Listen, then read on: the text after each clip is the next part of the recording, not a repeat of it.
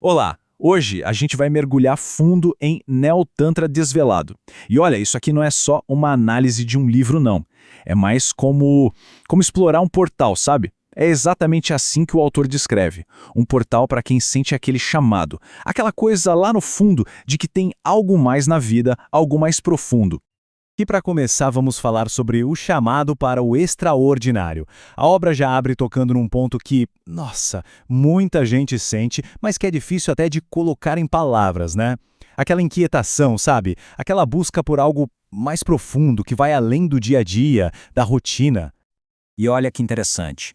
Logo de cara, o autor, o Suá, Gyandarpano, já chega para arrumar a casa, sabe? Para desfazer as ideias erradas que muita gente tem. E essa distinção que ele faz é fundamental. De um lado, a gente tem essa ideia popular, né, de que é uma sexualidade exótica ou só uma técnica para ter mais prazer.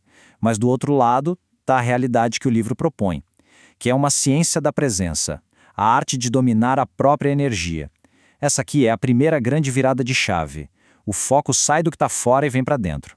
E essa busca por algo a mais, ela não aparece do nada, né? Segundo a obra, é que a vida moderna meio que treina a gente para viver sempre olhando para fora. Projetados lá na frente, nas metas, ou presos lá atrás, nas memórias, nas expectativas. E essa desconexão toda com o agora, com o presente, acaba criando um vazio, sabe? Uma inquietação que não passa. E o pior é que nenhuma conquista externa parece dar conta de preencher isso. Pois é, e segundo Darpano, esse sentimento chegou num ponto crítico, um ponto de virada mesmo, coletivo. Sabe aquelas fórmulas antigas de sucesso, de felicidade? Elas simplesmente não estão mais funcionando, não satisfazem a alma. E é exatamente aí, nesse vácuo, que surge a necessidade de uma verdadeira revolução interna. E o livro se apresenta justamente como um mapa para essa jornada. Ok, vamos para a segunda parte, desvelando o verdadeiro Neo-Tantra. Então, se aquela ideia comum está errada, qual é a verdadeira essência disso tudo? O que é Neo-Tantra de verdade? A obra se dedica a deixar isso bem claro. E a definição que o autor traz, ela é bem profunda. Vamos ver. A arte de habitar o próprio corpo. O que é isso? É parar de viver só na cabeça, nos pensamentos e começar a sentir a vida pelo corpo, pelas sensações. Depois, dominar a própria energia. Isso é sobre aprender a gerenciar nossa força vital, em vez de ser levado por impulso, sabe? Ser reativo o tempo todo. E por fim, conectar-se a partir de um lugar de totalidade. Isso quer dizer que as nossas relações com os outros vão nascer de um lugar de integridade, de inteireza, e não de um lugar de falta, de carência. E essa citação aqui, nossa, ela resume a ideia central de um jeito brilhante. O livro não é um manual de truques, entende? Ele é apresentado como uma chave para a gente tomar de volta o domínio sobre a nossa própria energia vital. Um poder que, no fundo, já é nosso. E aqui tem um ponto que pode parecer meio estranho no começo, mas é crucial. Sabe o prazer extraordinário? A intimidade profunda? Coisas que muita gente acha que são o objetivo principal do Neo-Tantra? Então, aqui elas são apresentadas como consequências, não são a meta. São como frutos que aparecem naturalmente quando aquela base interna, sabe? A conexão com si mesmo está bem sólida, bem estabelecida.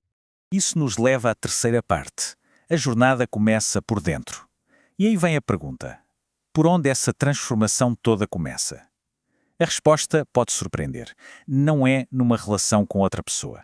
Começa na relação que a gente tem com a gente mesmo. O autor insiste muito nisso, na importância de começar a jornada por conta própria, de dentro para fora. Mas porquê? Qual é a lógica por trás disso? A lógica é irrefutável e vale para muito mais coisa além do Neo-Tantra.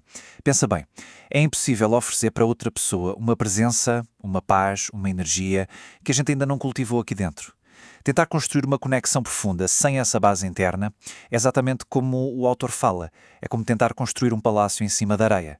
Não vai parar em pé. E para construir essa fundação, essa base interna, existem passos bem concretos. Primeiro, aprender a sentir a própria energia vital, a tal da Shakti. Depois, aprender a observar os pensamentos sem se agarrar a eles, sem se identificar, sabe? Para quebrar aquele ciclo da mente que reage a tudo. E, o que é crucial, aprender a abrir o coração. E olha só, primeiro para si mesmo, cultivar a autoaceitação, porque essa é a base para qualquer conexão que venha depois. Agora, a quarta parte, o mapa da transformação. E aqui tem uma coisa importante para a gente entender. Neo Tantra Desvelado não é um livro solto, isolado. Pelo contrário, ele é a porta de entrada para uma jornada muito maior e bem estruturada. O que a gente vê aqui é, na verdade, um mapa completo, com 3 grandes estágios. O primeiro, que é o Neo Tantra Desvelado, é o despertar. É sobre dominar o próprio reino interior. O segundo livro, o Neo Tantra Magnético, é a conexão, é levar essa maestria toda para as relações. E o terceiro, o Neo Tantra Transcendental, é o ápice, a manifestação de uma vida e de um legado extraordinários. É um caminho bem progressivo, não é? Começa no eu, vai para o outro e depois se expande para o mundo. Essa estrutura toda deixa bem claro que isso é um caminho para quem não está procurando só informação, só ideias. É para quem busca uma mudança de verdade, uma mudança fundamental. É quase uma formação, muito mais do que só uma leitura. E chegamos na parte final, a mensagem final. Para quem está sentindo esse chamado, sabe, mas ainda está com o pé atrás, meio na dúvida, a obra termina com uma mensagem muito poderosa, que fala direto com essa hesitação, com esse ceticismo. E essa mensagem final é, na verdade, um convite. Um convite para a gente aprender a escutar para além do barulho da nossa mente. Porque a mente racional, ela por natureza vai sempre duvidar, vai sempre procurar a segurança daquilo que ela já conhece. Mas o livro, ele foi escrito para conversar com outra coisa. Com uma inteligência mais profunda, uma intuição que não reconhece a verdade pela lógica, mas pelo sentir. E olhando por esse ângulo, a dúvida não é um sinal para parar, de jeito nenhum. Ela é mais como um guardião do portão, sabe? Um teste para ver se a pessoa está mesmo comprometida com a transformação. Encarar a própria resistência não como um muro, mas como um filtro. Nossa, isso é uma forma muito poderosa de ressignificar todo o processo de mudança. E a análise termina com essa pergunta, que é bem provocadora, sugerindo que talvez a decisão de começar essa jornada já tenha sido tomada, num nível bem mais profundo, muito além da mente racional. A única questão que fica no ar é: será que a gente vai atender a esse chamado ou não?